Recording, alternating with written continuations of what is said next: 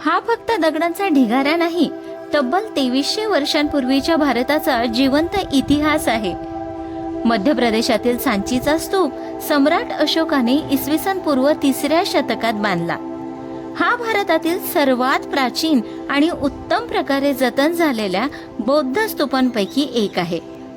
या स्तूपाचं वैशिष्ट्य म्हणजे इथे बुद्धांची मूर्ती दिसत नाही, त्याऐवजी धर्मचक्र, बोधिवृक्ष, पाऊलखुण आणि रिकामे सिंहासन यासारख्या प्रतीकांद्वारे बुद्धांचे दर्शन घडवले आहे. इथल्या तोरणांवर कोरलेली शिल्पे जातक कथा, बौद्ध परंपरेतील प्रसंग आणि तत्कालीन भारतीय समाज जीवनाची सुंदर झलक दाखवतात. या ऐतिहासिक आणि कलात्मक वैशिष्ट्यांमुळे सांचीचा स्तूप आज युनेस्कोच्या जागतिक वारसा स्थळांमध्ये समाविष्ट आहे.